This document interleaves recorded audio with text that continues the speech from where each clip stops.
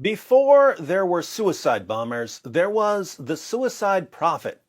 He was also the robbery prophet and the sex with a 9-year-old girl prophet and the torture people for money prophet. He was many things.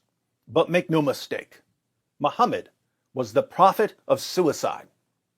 Oddly enough, his followers never seemed to know this, just as they never seemed to know anything about him apart from the filtered, sanitized, and sterilized information they get from their lying scholars and apologists. Our Muslim friends are given a watered-down, whitewashed Walt Disney version of Muhammad that bears virtually no resemblance to the horrifying, perverted, and in all other ways disgusting figure we read about in Islam's most trusted sources. And because his followers never seem to know much about their prophet, they always assume I'm lying when I tell them what their sources say. In a video I posted last night, I mentioned that Muhammad tried repeatedly to commit suicide. But Muslims have never heard this before, so they have no clue what I'm talking about. What reference do you have regarding Muhammad, peace be upon him, wanted to commit suicide?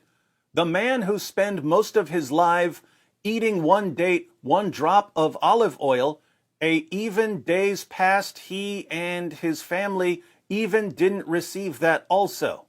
Mecca people offered him, leave your religion, we will give you immense money, power, whatever you want. It was very easy for him to build alliance with Mecca, his own people, and get rich, get power. Even what money he got from Bibi Khadija, he also gave them as charity. How can this be possible?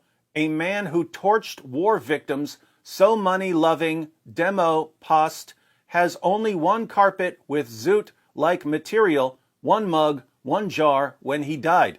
Don't you see, brother, your words are mocking at you. Brother, may Allah guide you to true and right path. Ameen. I'm not sure what most of that has to do with anything, but the challenge for a reference was perfectly clear. So, where do Islam's most trusted sources say that Muhammad tried to kill himself? An easier question might be, where don't Islam's most trusted sources say that Muhammad tried to kill himself? Because Muhammad's suicide attempts are all over the place.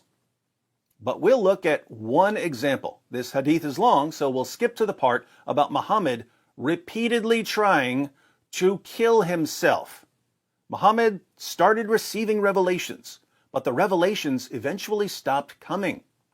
When the revelations stopped, Muhammad did what any most obvious false prophet in history would do. He headed to a cliff to jump off. And we read in Sahih al-Bukhari, 6982. But after a few days, Waraka died, and the divine revelation was also paused for a while, and the prophet became so sad, as we have heard, that he intended several times to throw himself from the tops of high mountains. And every time he went up to the top of a mountain in order to throw himself down, Jibreel would appear before him and say, "O Muhammad, you are indeed Allah's messenger in truth." Whereupon his heart would become quiet and he would calm down and would return home. And whenever the period of the coming of the revelation used to become long, he would do as before. But when he used to reach the top of a mountain, Jibreel would appear before him and say to him what he had said before. Notice a few things from this passage. The first time the revelations stopped, he intended several times to throw himself from the tops of high mountains. He didn't head for the mountains just once, he headed for them repeatedly. But every time he went up to the top of a mountain in order to throw himself down, Jibreel would appear before him and say, "O Muhammad, you are indeed Allah's messenger in truth." So the angel Gabriel had Muhammad on suicide watch. He had to talk Muhammad away from the edge of the cliff over and over and over. And there were other times when Muhammad would stop getting revelations for a while. What would Muhammad do? And whenever the period of the coming of the revelation used to become long, he would do as before. But when he used to reach the top of a mountain, Jibreel would appear before him and say to him what he had said before. So, Every time Gabriel stops bringing revelations to Muhammad, Muhammad climbs a mountain in order to kill himself. And Gabriel has to rush to the mountain to calm Muhammad down. Do you know what this sounds like?